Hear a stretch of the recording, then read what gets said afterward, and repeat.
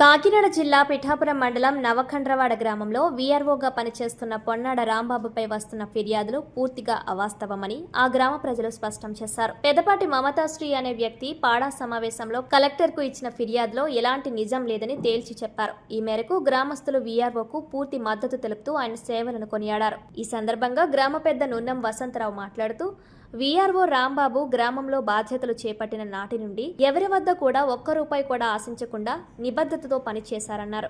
ముఖ్యంగా తుఫాను సమయంలో గ్రామంలోనే ఉంటూ ప్రభుత్వం ద్వారా అందాల్సిన సహాయంతో పాటు స్వచ్ఛంద సేవా సంస్థల ద్వారా ప్రజలకు భోజనాలు, త్రాగునీరు వంటి వసతులు సమకూర్చారని గుర్తు చేశారు. ఫ్యామిలీ మెంబర్ సర్టిఫికేట్ ఇవ్వలేదనే అపోహతోనే మమతాశ్రీ ఆయనపై కలెక్టర్కు తప్పుడు ఫిర్యాదు చేశారని స్పష్టం చేశారు. అనంతరం గ్రామ మహిళలు మాట్లాడుతూ సుమారు 2 ఏళ్లుగా ఇదే గ్రామంలో సేవలందిస్తున్న రాంబాబు విద్యార్థుల సర్టిఫికెట్లు, మహిళల ధ్రువపత్రాల జారీ విషయంలో ఎప్పుడూ వెంటనే స్పందించి సత్వరమే సేవలందించేవారన్నారు.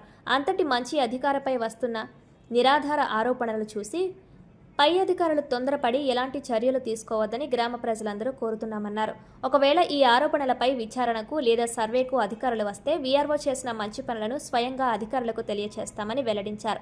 ఈ కార్యక్రమంలో గ్రామ పెద్దలు నున్నం వసంతరావు, సిద్ధాంత పాపారావు, గీశాల యేసుబాబు, శీలం పాప, మరియమ్మతో పాటు భారీ సంఖ్యలో గ్రామస్తులు, మహిళలు పాల్గొన్నారు. నా పేరు శీలం పాప అండి, నవకొండూరు.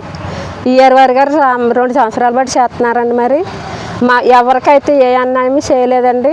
మరి ఆయన అయితే ఇప్పుడు ఎందుకైతే వచ్చిందండి ఆయన మీద. మరి మీరు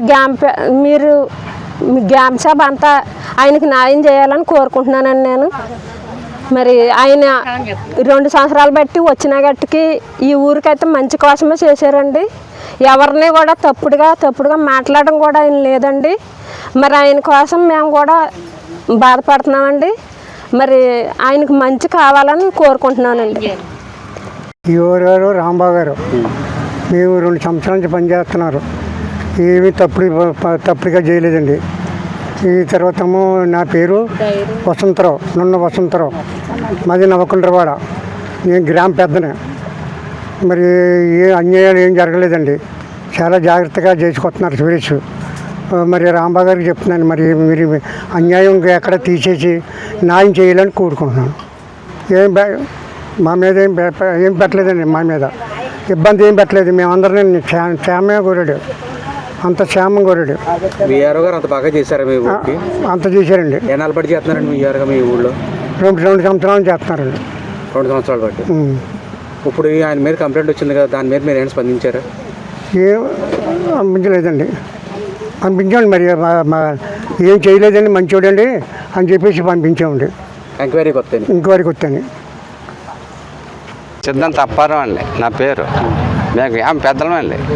అందుకని చేత 2 సంవత్సరాలు బట్టి ఆయన చేస్తున్నాడు, కానీ ఎప్పుడు ఇలాంటి ఏమి పొరపాట్లు ఏమి రాలేదండి.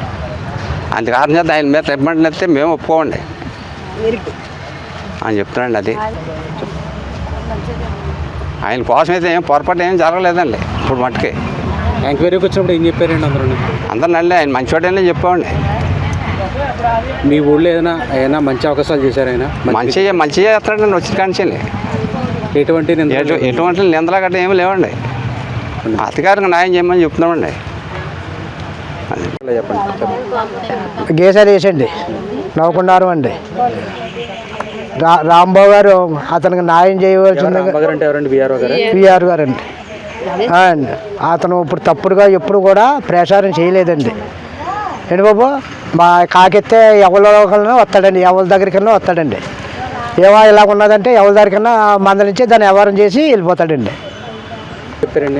ఎంక్వైరీలు ఏం చెప్పండి, మా అలాంటి పనులు చేయడం మంచివాడు చెప్పండి బాబు. తప్పుడుగా ఇప్పుడు అధికారులు అండి. మరి మంచోడిగా చెప్పుకుంటాం కదండి బాబు. అంతే అండి బాబు, మా ఊళ్ళోనే ఉంచాలనుకుంటున్నాను బాబు.